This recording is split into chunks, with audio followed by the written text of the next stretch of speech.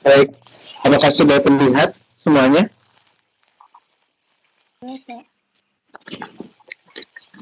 Halo, Sudah, Pak.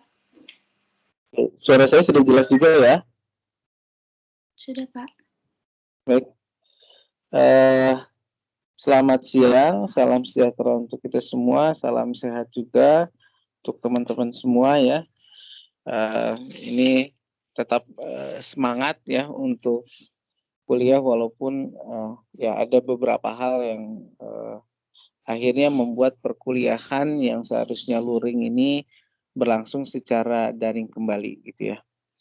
Nah, pada siang hari ini saya diminta Pak Adi gitu ya untuk menggantikan beliau karena kebetulan ada keperluan mendadak.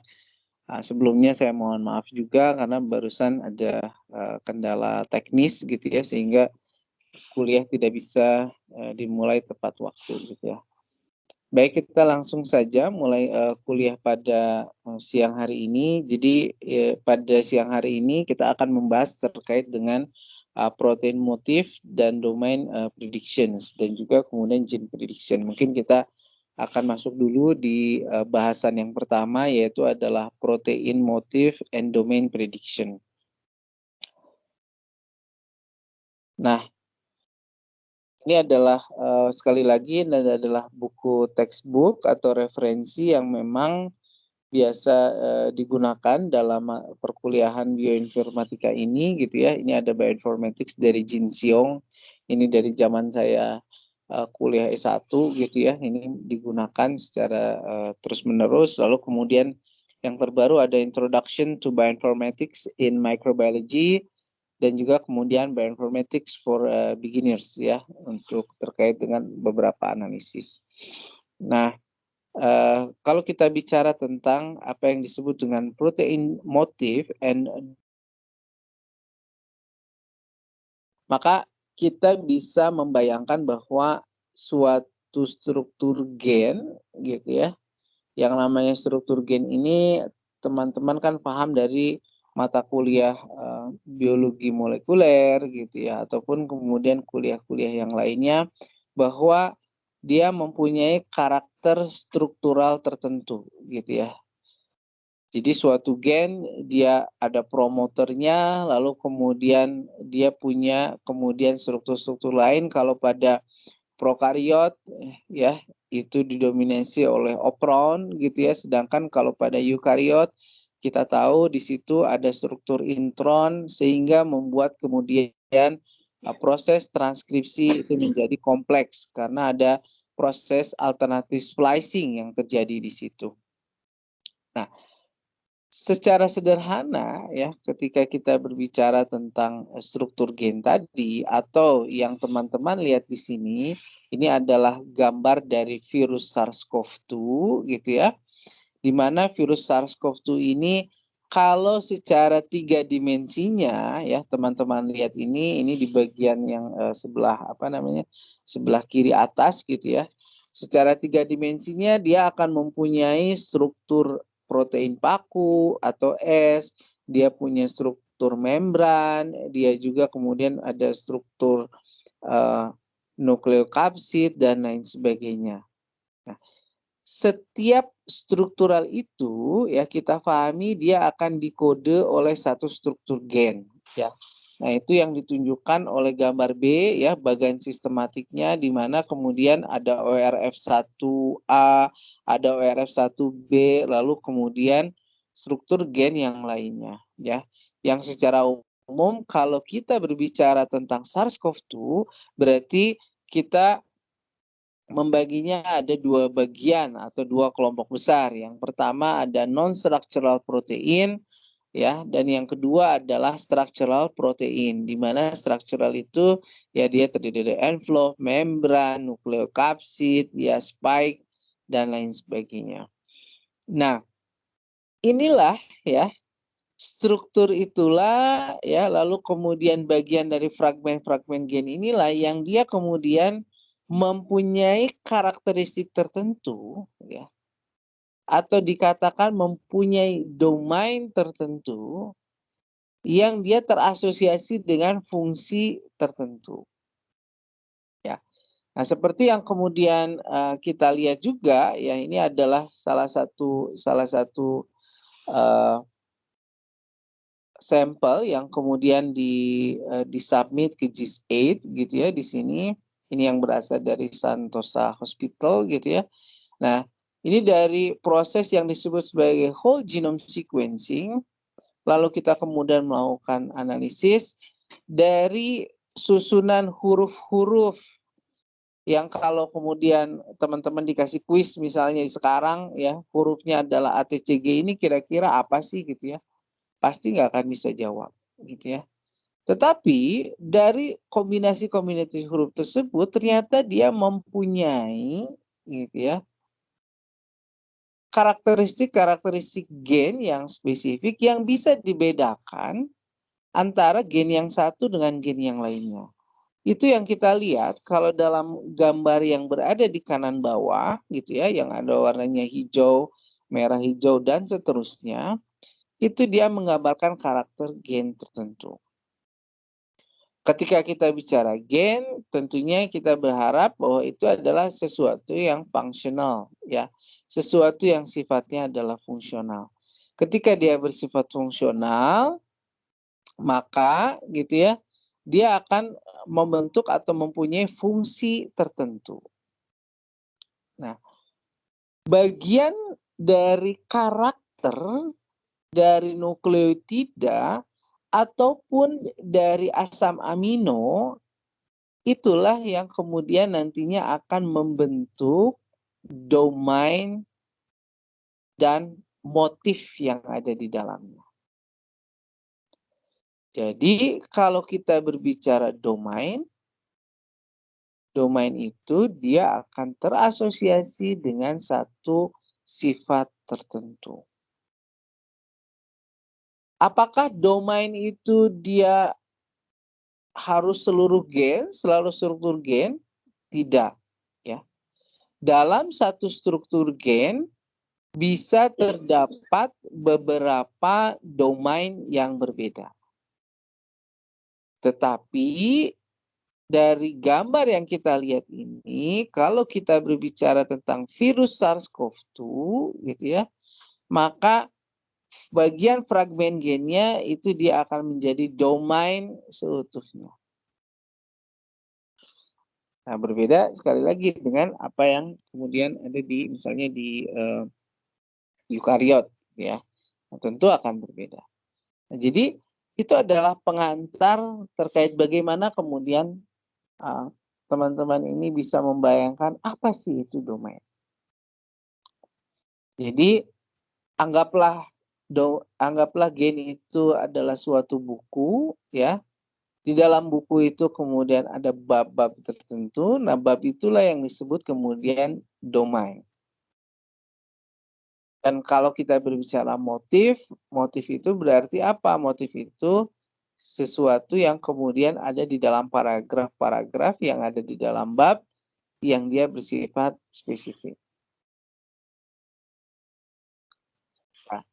Nah, ini adalah secara gambarannya gitu ya. Oke, ada pertanyaan dulu sampai di sini, silakan.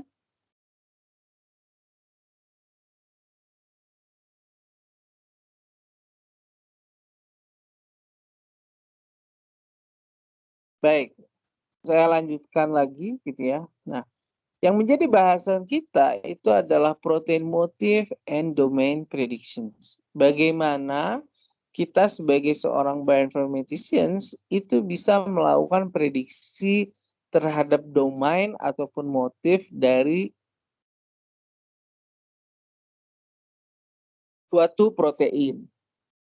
Nah, secara sederhana, secara algoritmanya, apa yang sebetulnya bisa kita ekstraksi dari suatu fragmen gen untuk bisa mendapatkan domain atau motif itu adalah melihat konsensus sequence pattern. Jadi kita melihat pola dari sequence-sequence yang dia sifatnya konsensus. Sebagai contoh, misalnya adalah teman-teman misalnya membandingkan antara virus MERS-CoV, virus SARS-CoV, lalu kemudian SARS-CoV-2 gitu ya, itu dibandingkan. Nah, ketika kemudian dari hasil perbandingan genom tersebut menghasilkan satu pattern-pattern tertentu, di mana pattern itu misalnya, oh dia ada pola misalnya TAA-GAC, ya, yang konsisten di setiap taksa tadi dari virus tadi, maka kita bisa mulai melakukan prediksi domain dan motif itu dari konsensus sequence pattern ini. Nah, kembali lagi bahwa secara definisi gitu ya, apa yang disebut dengan motif itu ini disebut is a short conserved sequence pattern associated with distinct function of a protein or DNA. Jadi kalau kita berbicara motif, itu yang kita lihat itu adalah susunan, kita sebutnya oligonukleotida tertentu atau kemudian susunan asam amino tertentu. Contoh misalnya kalau asam amino dia kodenya misalnya ada MAAFV gitu ya. Kalau kemudian nukleotida misalnya TAAGC. Nah, jadi dia hanya kecil saja. Sedikit gitu ya jumlah nukleotidanya. Tetapi walaupun dia kemudian sedikit, tetapi dia biasanya adalah menunjukkan fungsi tertentu, asosiasi terhadap fungsi tertentu. Nah, sebagai contoh makanya di sini motif itu dia terasosiasi misalnya salah satunya dengan zinc finger motif. Di mana zinc finger motif itu dia punya motif dengan panjang 10 sampai 20 asam amino. Berbeda dengan domain, kalau domain itu dia conserve sequence pattern. Jadi dia lebih besar. Kalau motif itu adalah short, kalau domain itu sesuatu yang lebih panjang. Nah, dia didefinisikan sebagai an independent functional and structural unit. Jadi kalau motif dia bisa ada di dalam domain, ya. Tapi kalau domain dia merefleksikan fungsi dari suatu protein itu secara menyeluruh. Dan berdasarkan karakternya maka ya domain itu dia bisa berjumlah lebih dari 40 residu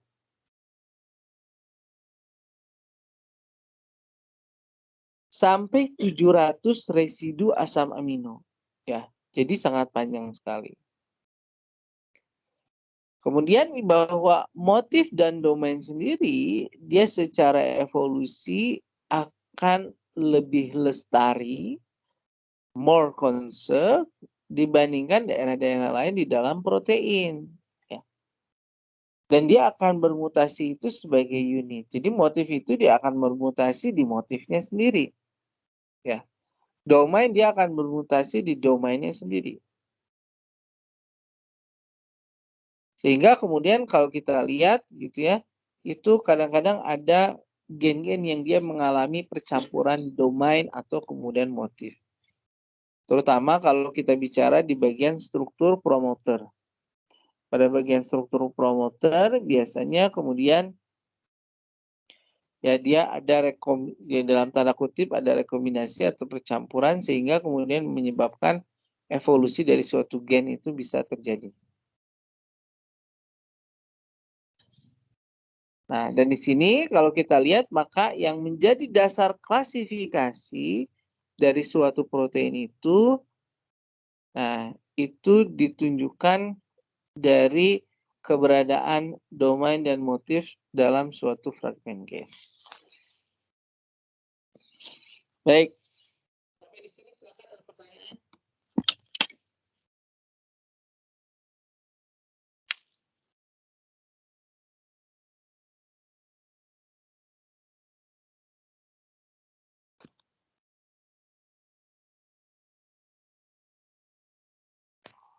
Nah, kembali lagi kita membahas motif gitu ya. Jadi apa itu motif? Sekali lagi, motif itu kata kuncinya adalah short sequence.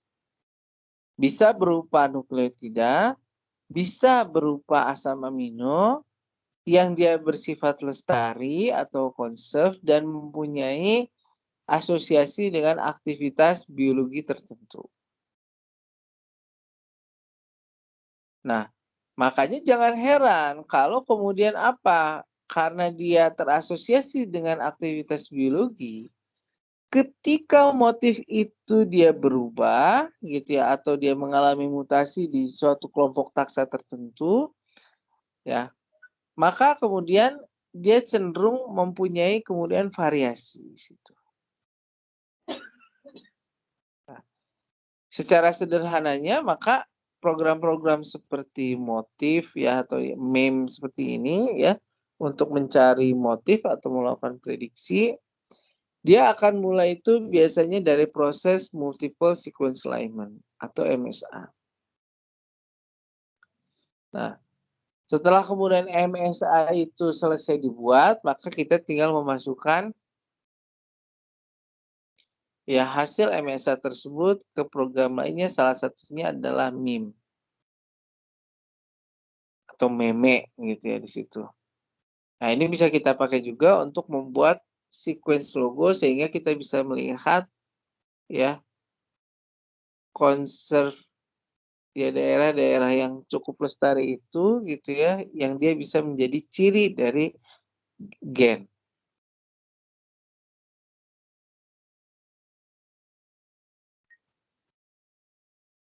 Oke, ada pertanyaan sampai di sini? Mau nanya Pak. Ya, silakan. Ya Pak, baik Pak. Tadi itu berarti protein diibaratkan sebagai buku, lalu domain itu bab, dan motif itu paragraf. Terus tadi berarti domain bisa memiliki motif ya Pak ya? Tapi apakah domain selalu punya motif atau enggak gitu Pak? Makasih Pak. Oke, ya jawabannya bisa ya, bisa tidak gitu ya. Jadi tidak selalu. Nah, ini nantinya sebetulnya yang digambarkan di slide yang ini ya. Contohnya kita ambil contoh pada protein motif dari CTLA4. Ya. Pada CTLA4 ini ya, ini dibandingkan antara kemudian manusia, ya simpanse dan lain sebagainya. Lalu dibuatlah kemudian konsensusnya, ya. Dibuat multiple sequence alignment-nya, prosesnya, lalu kemudian diidentifikasi. Nah, ternyata setelah asam aminonya ini disejajarkan atau dilakukan alignment, ada hal-hal yang menarik yang bisa muncul di situ. Yaitu bahwa ternyata seperti situs glikosilasi ya. Lalu kemudian ada B7 binding, ada situs glikosilasi lagi, ada cysteine mediating homodimerization, ada lysine rich motif, ada tyrosine phosphorylation site ya. Kemudian ada protein rich motif dan tyrosine phosphorylation site. Nah, ini kalau kita lihat ya, nah, ini pada beberapa taksa dia cukup konsisten menunjukkan pola konservasi. Artinya apa? Di sequence yang lain dia mungkin berubah, tetapi khusus untuk di daerah konsensus ini dia menunjukkan satu motif tertentu. Dan motif itu setelah kemudian dilihat lagi secara lebih dalam, nah dia terasosiasi dengan karakter aktivitas biologi tertentu. Nah, jadi kembali lagi gitu ya dalam suatu domain gitu ya. Karena domain ini kan berarti dia representatif dari suatu struktur protein juga gitu ya. Maka di dalam domain itu pasti kemudian ada motif-motifnya ya. Begitu. Oke. Apakah bisa menjawab pertanyaannya? Baik Pak, terima kasih banyak Pak. Oke, terima kasih atas pertanyaannya ya. Jadi kalau kita bisa lihat ya, teman-teman lihat di gambar dari multiple sequence alignment ini, ya bagaimana kemudian dalam suatu struktur gen itu bisa banyak sekali terdapat motif-motif tertentu. Dan tentu nanti kalau kita kemudian buat visualisasi secara 3 dimensi gitu ya, maka kita bisa lihat juga bahwa si motif-motif ini dia akan membentuk atau menunjukkan satu konformasi tertentu dalam protein.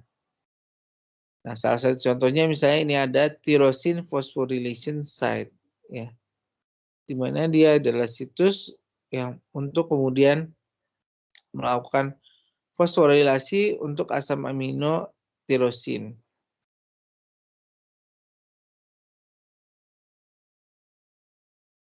Nah, inilah yang kemudian dalam motif ini keluar apa yang disebut istilahnya sebagai logo. Nah, ini adalah contohnya misalnya ada salah satu studi gitu ya. Ini studinya judulnya adalah Functional Analysis of a Novel Motif Conserved Across Geminivirus Rep Proteins. Nah, jadi ini dilihat gitu ya motif-motif terutama pada protein rep untuk taksa dari Gemini virus. Nah, dari Gemini virus itu pertama kali ya itu standar metodologinya adalah kita lakukan itu adalah alignment ya multiple sequence alignment. Itu yang ditunjukkan pada gambar A ya, gambar A bagian kiri atas. Di mana pada gambar A pada bagian kiri atas ini kita lihat motif 1 itu konservnya atau lestarinya itu sampai 100%. Pada berbagai macam jenis kelompok dari Gemini virus. Lalu kemudian motif kedua yang kemudian ditemukan itu ada sekitar 67% ya.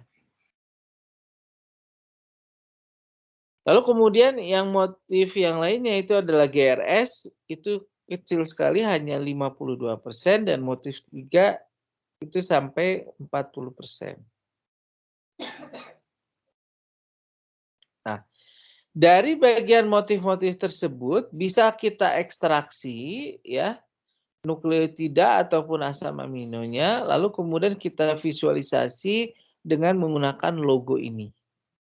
Nah, logo ini yang kemudian terlihat ya di gambar B di mana logo ini nantinya dia menunjukkan proporsi dari titik-titik asam amino yang kemudian dikuantifikasi berdasarkan hasil multiple sequence alignment. Nah, bagaimana cara bacanya? Cara bacanya misalnya, oh di situ ada kemudian asam amino dengan kode 1, 2, dan seterusnya. Nah, lalu kemudian dari masing-masing titik tersebut, software atau program itu dia akan melihat, oh di posisi 1, R-nya itu berapa ya jumlahnya. Asam amino R ini berapa ya jumlahnya. Nah, dan di situ kemudian kalau kita lihat lagi gitu ya, itu ada yang warnanya hijau nyempil di bawah. Itu di titik 1 deh.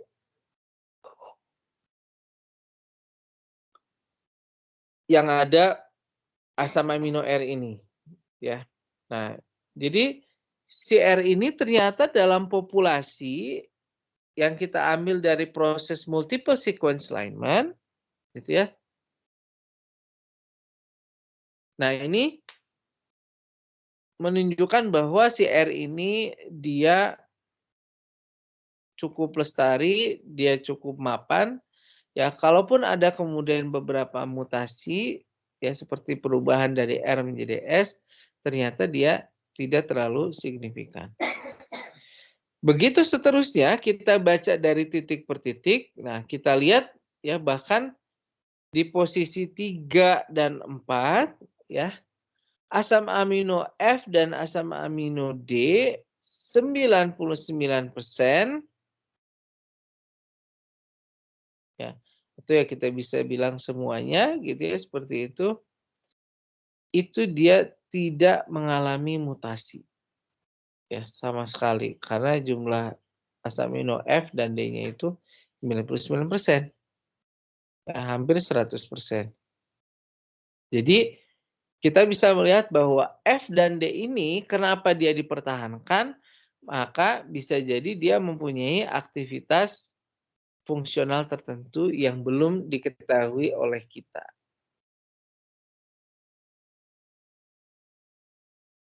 Oke. Sampai di sini ada pertanyaan? Silakan.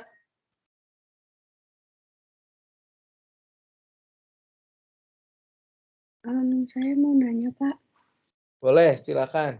Itu kan di bagian B itu setiap huruf itu beda-beda warnanya ya, Pak. Itu apakah ada arti tertentu dari setiap warna?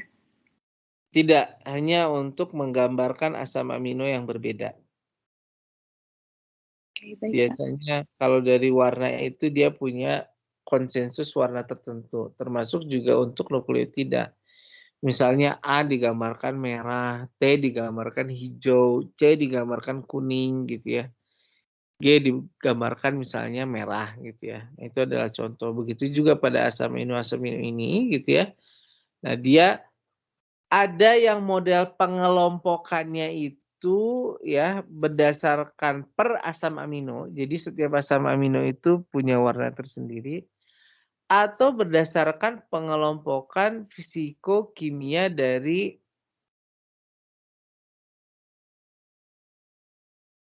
asam amino tersebut.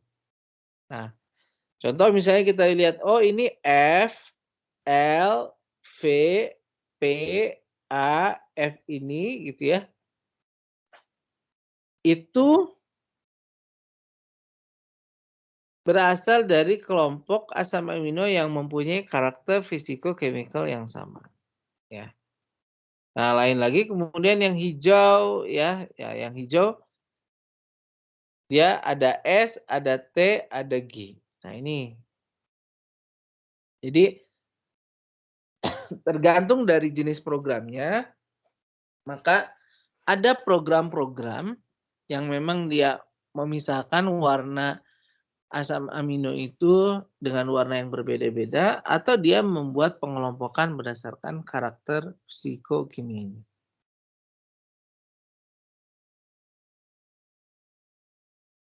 Baik, Pak. Terima kasih, Pak.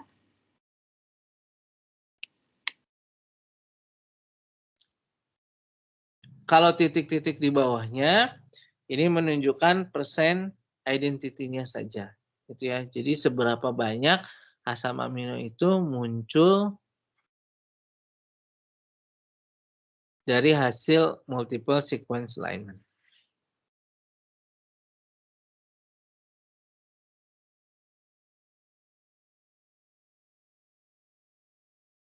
Baik. Selanjutnya adalah protein domain. Nah, yang namanya domain, ya tadi juga sudah disebutkan bahwa dia bisa berupa bab-bab tertentu, gitu ya, dan dia sifatnya adalah unit struktural domain itu.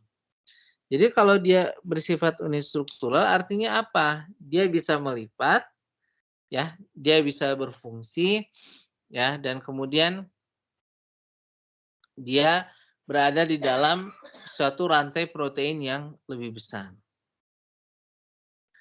Dan ketika kita berbicara tentang domain dari suatu protein, maka dia merupakan suatu porsi aktif dari suatu protein. Kenapa disebut sebagai porsi aktif? Sekali lagi karena dalam protein itu gitu ya, itu bisa jadi dia terdiri dari beberapa domain yang berbeda. Nah, masing-masing domain ini dia bisa bekerja secara independen.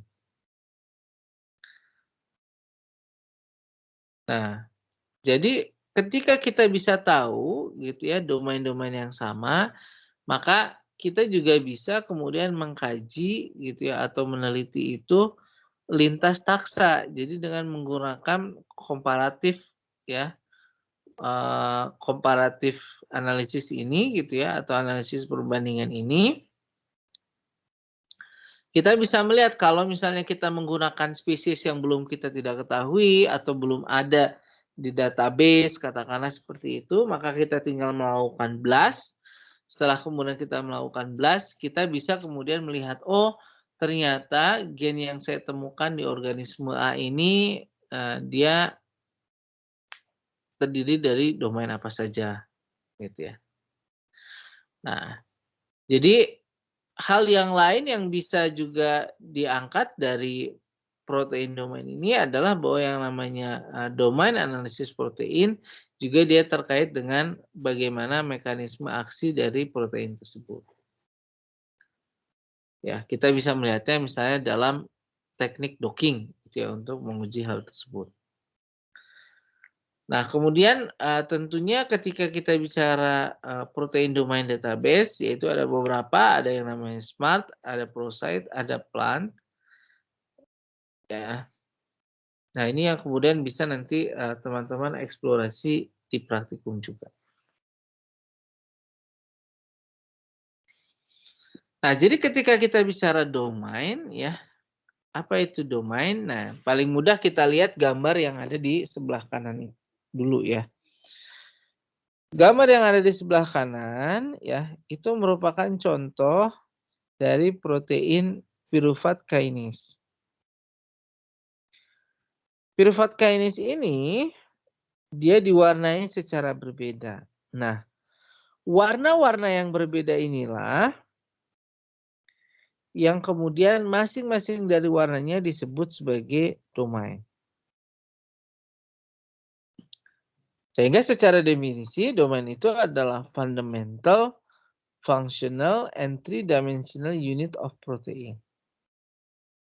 Jadi kita bisa melihat efeknya ketika dalam proses dari analisis situ.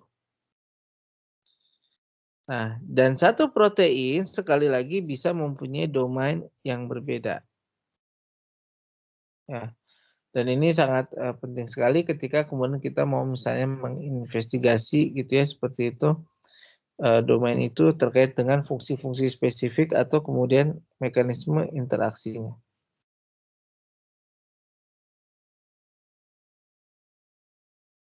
Oke, sampai di sini ada pertanyaan dulu, silakan.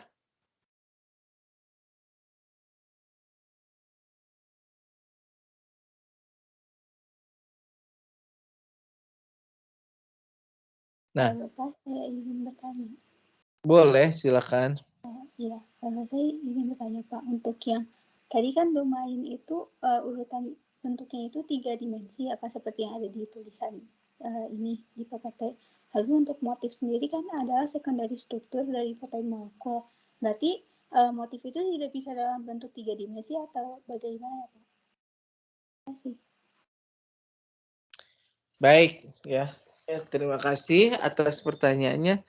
Karena motif itu biasanya adalah bagian dari domain, maka tentu biasanya dia akan exposing dari motif-motif tertentu. Sebagai contoh tadi kita melihat pada slide sebelumnya ada yang disebut sebagai tyrosine phosphorylation site, ada glycosylation site, ada B7 binding gitu ya. Nah, apa relevansinya dengan kemudian contoh-contoh yang tadi gitu ya? Artinya apa?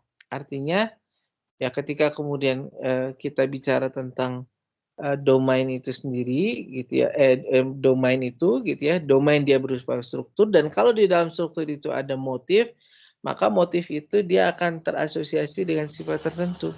Ya tadi kalau kita bicara situs berarti kan ada tempat di situ, tempat dalam tanda kutip tempat docking dari molekul-molekul yang lainnya. Nah, jadi Nah, seperti itu ya. Jadi motif itu dia akan exposing struktur juga. Ya, di situ. Apakah terjawab? Ya terjawab Pak. Terima kasih. Sama-sama ya. Nah, selanjutnya adalah motif dan domain. Nah, ini adalah komparasi ya, perbandingan antara karakter antara motif dan domain ya, secara definisi ya, lalu kemudian secara stabilitas dan juga kemudian ini secara functional role. Jadi kalau domain dia lebih besar, tentunya dia lebih stabil dan dia kemudian mempunyai satu fungsi-fungsi tertentu. Nah, jadi kalau kita secara summary sendiri, maka motif itu dia juga bisa terkait dengan struktur sekunder ya, dari suatu protein. Tetapi tentu bahwa yang namanya motif ini dia tidak stabil seperti struktur ini ya, domain. Nah, kalau domain dia memang secara independen dia memang sudah stabil gitu ya. Nah, jadi kalau kita bicara domain maka kita bicara bahwa kemampuan dia untuk bisa kemudian melipat ya, tadi disebutkan melipat lalu kemudian mempunyai fungsi tertentu. Nah, dan yang paling penting adalah domain itu ya, dia tidak bisa menjadi bagian dari motif, kalau sebaliknya itu dia bisa. Oke. Sampai di sini ada pertanyaan lagi?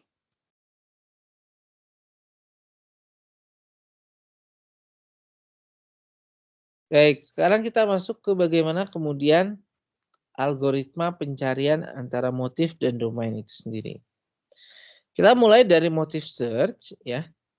Jadi sekali lagi bahwa bagaimana kita bisa mendapatkan motif paling sederhananya adalah melakukan MSA, multiple sequence alignment.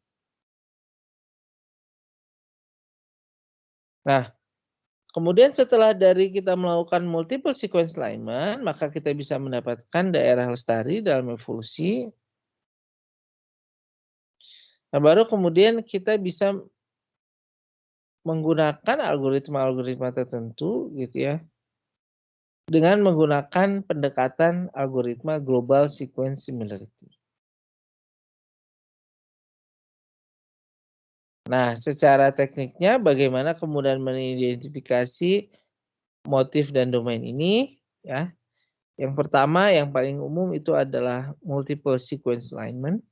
Jadi kita tinggal memasukkan saja sequence lalu melihat apakah ada daerah-daerah yang lestari atau tidak. Yang kedua adalah menggunakan regex ya, atau regular expression. Di mana regular expression ini dia menggunakan misalnya karakter-karakter tertentu seperti misalnya dia harus ada M, kemudian sebelahnya itu bebas, nanti kemudian ada C dan U, ada MCU. Contohnya itu adalah regular expression. Atau kemudian menggunakan statistical modes. Ya, statistical mode itu apa? Statistical mode itu ya kita lihat dari probabilitas tadi. Oh, berapa banyak sih gitu ya. Yang sama ya, berapa banyak kemudian yang berbeda. Nah, nanti dia kemudian akan mengejar sendiri gitu.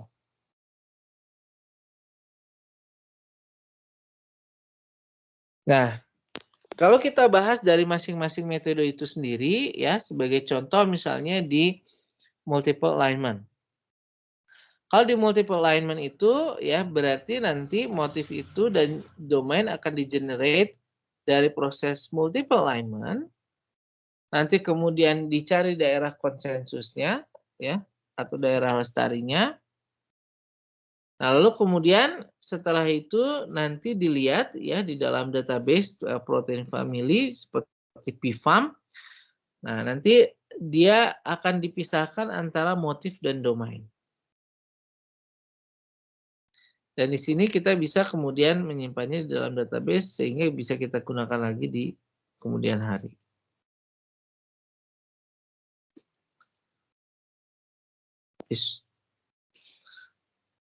Nah, ini adalah secara lebih detail terkait dengan regular expressions. Jadi kita misalnya mau melakukan seleksi terhadap protein tertentu. Jadi daripada kita melakukan multiple sequence alignment dengan banyak sampel, ya itu waktunya kan kadang-kadang butuh waktu lama kalau komputernya tidak terlalu high end gitu ya spesifikasinya.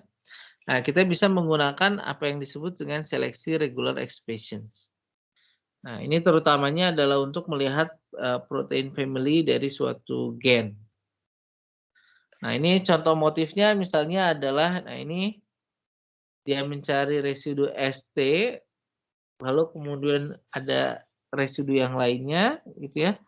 Kemudian ketemu dengan X, ini adalah unspecific residues. Nah, dan kemudian motif juga bisa kemudian diinterpretasi juga dalam bentuk lain ya, seperti misalnya yang ada di bawah. Itu motif written. Oke. Ada pertanyaan sampai di sini?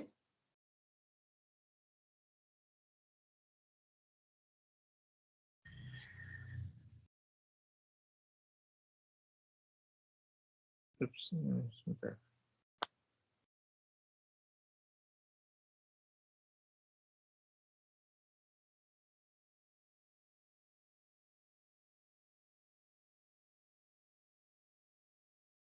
Oke, ini regular expression, selanjutnya adalah statistical model. Nah, salah satu kekurangan dari regular expression ini, gitu ya, itu adalah kita langsung memang memotong, ya shortcut. Pokoknya saya mau cari motif yang seperti ini, beres, bisa ketemu. Nah, sehingga di sini adalah probabilitas dari model MSA-nya itu tidak bisa tergambarkan. Yang kedua juga karena regular expression ini dia berasal dari sequence yang tidak komplit, ya, dia dikatakan sebagai less predictive power. Nah, kemudian dia bisa ini menyimpan informasi ya tentunya dari MSA dan juga kemudian menggambarkan model peluangnya, gitu ya. Nah, ini yang apa namanya cukup baik juga, gitu ya, menggunakan metode statistikal ini. Sedangkan ya dari statistik sendiri gitu ya ini diklaim bahwa dia mempunyai stronger predictive power daripada regular expression-nya itu sendiri. Nah, karena dia lebih stronger gitu ya, jadi nanti ada scoring sistemnya yang bisa kemudian kita perbaiki ya sehingga kemudian kita bisa apa namanya mendeteksi lebih banyak lagi kemudian motif. Ini salah satu situsnya adalah web, itu Protein Finger Database. Lalu kemudian di situ ada juga yang disebut sebagai blog. Ya.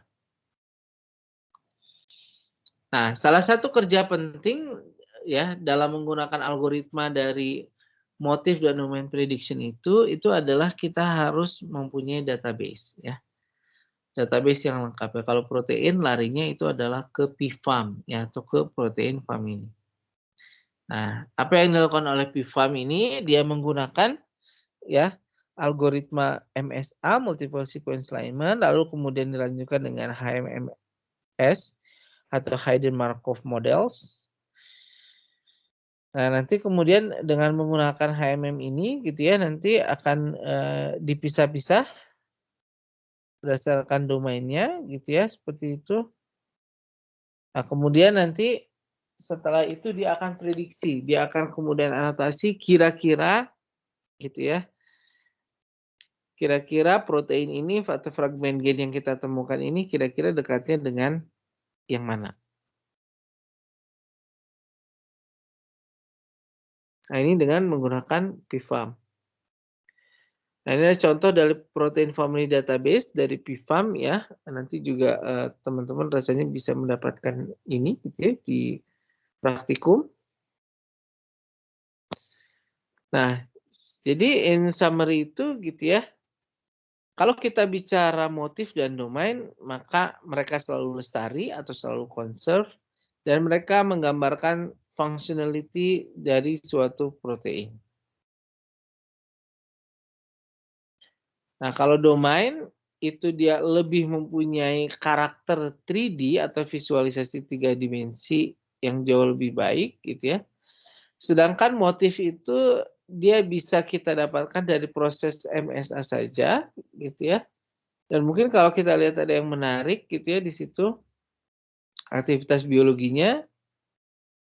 Nah, itu bisa kemudian kita temukan motif-motif yang baru. Nah, dan motif dan domain ini juga ini bisa dilakukan secara crowdsource gitu ya, sehingga kemudian database-nya yang ada di web server itu juga bisa lebih ini gitu ya, bisa lebih banyak lagi informasi-informasi baru. Apalagi sekarang gitu ya, banyak penelitian-penelitian yang terjadi, orang kemudian bisa submit banyak hal. Nah, itu bisa membantu kita juga mendapatkan kemudian referensi-referensi yang baru.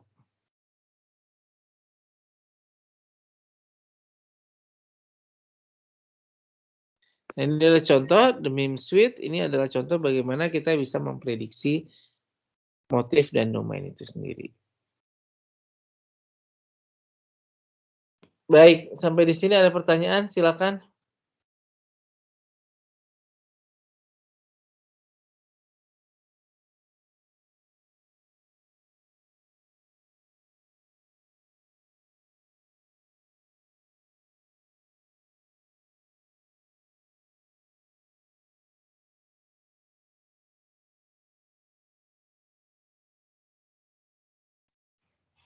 Pak, saya mau nanya, kalau yang praktikum kemarin kan kita pakai SciBLAST ya, Pak, untuk cari struktur proteinnya juga. Apa bedanya ya, Pak, sama yang ini? Kalau di sini gitu ya, kita fokusnya itu pada database-nya. Gitu ya. Jadi motif dan domain ini lebih sebetulnya kalau bicara tentang prediction ini lebih kepada penggunaan database yang ada.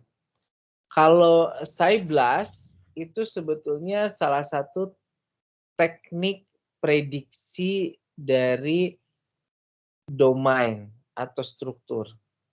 Ya. Jadi algoritmanya beda. Algoritmanya kalau di sini salah satunya tadi disebutkan kan ada hidden Markov model. Kalau SciBLAST itu dia sudah jelas spesifik menggunakan positioning specific iteration. Jadi pada posisi nukleotida atau asam amino tertentu itu nanti akan diiterasi, akan diulang, akan dilihat, kemudian, nah sampai kemudian menemukan prediksi yang pas itu di SciBLAST. Ya. Kita juga bisa menemukan domain dan motif juga menggunakan teknik BLAST, tetapi nanti biasanya itu untuk database-nya itu harus dilakukan secara manual, gitu ya. Nah, karena dia tidak terhubung langsung. Nah, kalau dengan menggunakan tadi seperti program ini, seperti meme ini, itu biasanya dia akan terhubung langsung dengan protein database family. Kalau pada SciBLAST yang ada di NCBI, dia akan terhubungnya dengan database yang ada di NCBI. Seperti itu. Bisa dipahami tidak? Baik, Pak, bisa. Terima kasih, Pak. Oke, sama-sama. Ada pertanyaan lagi? Silakan.